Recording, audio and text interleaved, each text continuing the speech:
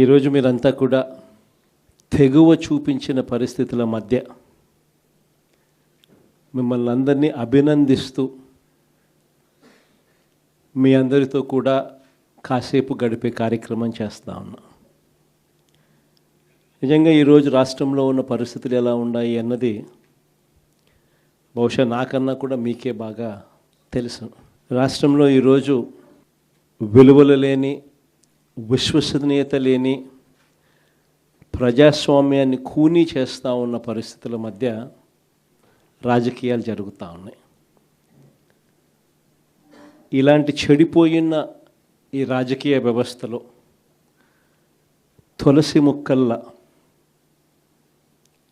ఎంపీటీసీలమైన, జెడ్పీటీసీలమైన, కౌన్సిలర్లమైన అయ్యా చంద్రబాబు మమ్మల్ని చూసి నేర్చుకో రాజకీయాలు ఎలా చేయాలి అని చెప్పి తెగువ చూపించి రాజకీయాలకు అర్థం చెప్పి గట్టిగా నిలబడిన మీ అందరికీ కూడా మీ జగన్ హ్యాట్స్ ఆఫ్ చెప్తూ సెల్యూట్ చేస్తా ఉన్నాం. కారణం ఏమిటంటే రాజకీయాలలో ఉన్నప్పుడు విలువలు ఉండాలి. రాజకీయాల్లో ఉన్నప్పుడు విశ్వసనీయత అన్న పదానికి అర్థం తెలిసి ఉండాలి. ఈ రెండింటికి కూడా అర్థం తెలియని వ్యక్తి ఎవరైనా ఈ రాష్ట్రంలో ఉన్నారు అని అంటే అన్ఫార్చునేట్గా అది ఈ రాష్ట్ర ముఖ్యమంత్రి అని చెప్పడానికి నిజంగా ఈ రాష్ట్ర పౌరుడిగా నేను తలదించుకోవాల్సిన పరిస్థితి. అంతగా దిగజార్చినడు ఈ పెద్ద మనిషి రాజకీయాలను. ఈరోజు రాజకీయాలలో ఇటువంటి దారుణమైన పరిస్థితులు కూడా చూడాల్సి వస్తుందని నేను ఎప్పుడు అనుకోలే. ఎందుకు ఈ మాట చెప్తా ఉన్నాను అని అంటే, ఒకసారి ఈ రామకుప్పానికి సంబంధించి చంద్రబాబు నాయుడు గారి సొంత నియోజకవర్గం, ఈ రామకుప్పానికి సంబంధించి ఎంపీటీసీకి సంబంధించిన ఒక కేస్ స్టడీ, ఒక ఎంపీపీ చనిపోయిన పరిస్థితుల మధ్య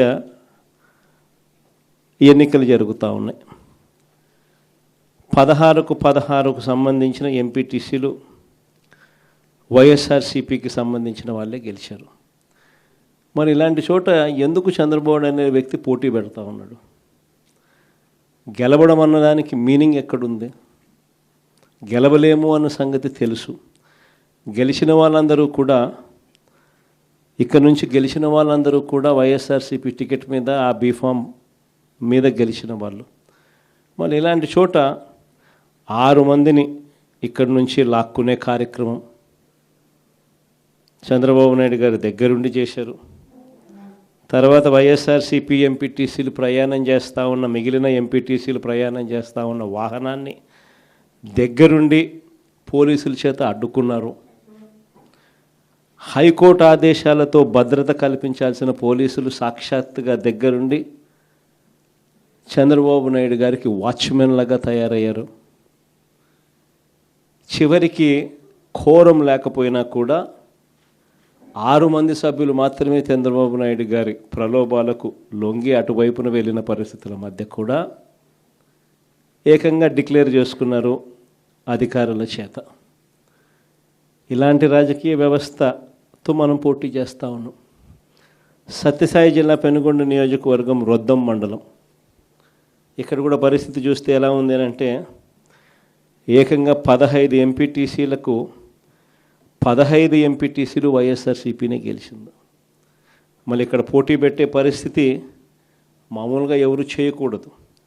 ఇక్కడ కూడా ఎంపీపీ చనిపోయిన పరిస్థితుల మధ్య ఇక్కడ ఎంపీపీని ఎన్నుకునే ఉప ఎన్నిక జరుగుతూ ఉంది.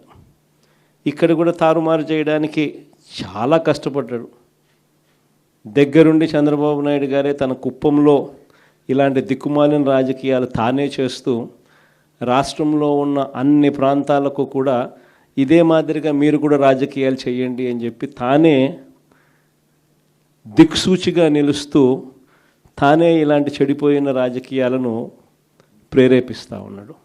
సత్యసాయి జిల్లా మడకశిర మున్సిపాలిటీ 20 మంది ఇక్కడ నుంచి కౌన్సిలర్లు, వైఎస్ఆర్సీపీకి సంబంధించి 15 మంది గెలిచారు. చంద్రబాబు నాయుడు గారికి సంబంధించి 5 మంది మాత్రమే గెలిచారు. పాపం ఎస్సీ కాన్స్టిట్యున్సీ, లక్కప్ప లాంటి పాపం ఒక చిన్న కార్యకర్త అక్కడి నుంచి మన పార్టీ తరఫున ఎమ్మెల్యేగా నేను ఎస్సీ కాన్స్టిట్యున్సీ ఇలాంటి చోట కూడా ప్రలోభాలు పెట్టి ఆ కౌన్సిలర్లను లాగాలి అని చెప్పి విశ్వ ప్రయత్నం చేస్తూ ఉన్నాడు అని అంటే రాష్ట్ర చరిత్రలో ఎవడు ఉండడు ముఖ్యమంత్రి స్థానంలో. అయినా కూడా ఆ 15 మందిలో కూడా చాలామంది గట్టిగా నిలబడిన పరిస్థితులు, కొంతమందిని మాత్రం ప్రలోభాలకు అటువైపున వెళ్ళిన పరిస్థితుల మధ్య చూస్తూ ఉన్నాం. అన్నమయ్య జిల్లా రాజంపేట ఈ మున్సిపాలిటీ అయితే 29 మంది కౌన్సిలర్లకు గాను 24 కౌన్సిలర్లు వైఎస్ఆర్సీపీ టికెట్ మీద గెలిచిన వాళ్ళు. మరి 29లో 24 మంది వైఎస్ఆర్సీపీ టికెట్ మీద గెలిచిన పరిస్థితులు ఉన్నప్పుడు తెలుగుదేశం పార్టీకి సంబంధించి కేవలం 4 మాత్రమే గెలిచిన పరిస్థితులు రాజంపేటలో ఉన్నప్పుడు ఒకడు ఇండిపెండెంట్గా గెలిచారు.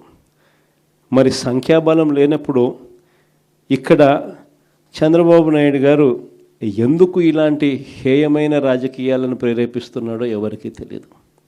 కానీ ఇక్కడ కూడా ఎంత కష్టపడినా కూడా ఒకడంటే ఒకడు కూడా పోని పరిస్థితిలో కూడా ఇక్కడ కూడా మన వాళ్ళు చాలా గట్టిగా కూడా నిలబడతా ఉన్నారు అని అంటే నిజంగా గొప్ప సంగతి. ఇక్కడ అందరికీ కూడా అభినందించాల్సిన అవసరం ఉంది. ఎందుకు ఈ విషయాలన్నీ చెప్తా ఉన్నానంటే నాయకుడు అనేవాడు ఎలా ఉండాలి అనేదానికి నిదర్శనం.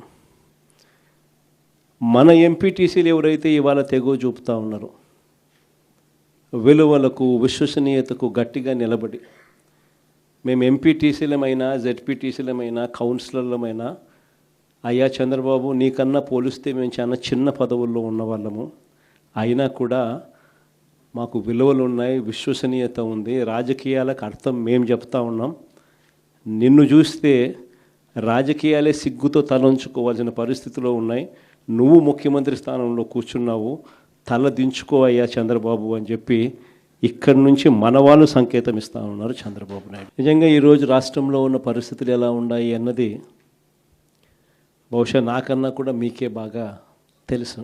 రాష్ట్రంలో ఈరోజు విలువలు లేని, విశ్వసనీయత లేని, ప్రజాస్వామ్యాన్ని కూనీ చేస్తూ ఉన్న పరిస్థితుల మధ్య రాజకీయాలు జరుగుతూ ఉన్నాయి. ఇలాంటి చెడిపోయిన ఈ రాజకీయ వ్యవస్థలో తులసి ముక్కల్లా ఎంపీటీసీలమైనా జెడ్పీటీసీలమైనా కౌన్సిలర్లమైనా అయ్యా చంద్రబాబు మమ్మల్ని చూసి నేర్చుకో రాజకీయాలు ఎలా చేయాలి అని చెప్పి తెగువ చూపించి రాజకీయాలకు అర్థం చెప్పి గట్టిగా నిలబడిన మీ అందరికీ కూడా మీ జగన్ హ్యాట్స్ ఆఫ్ చెప్తూ సెల్యూట్ చేస్తా ఉన్నాను.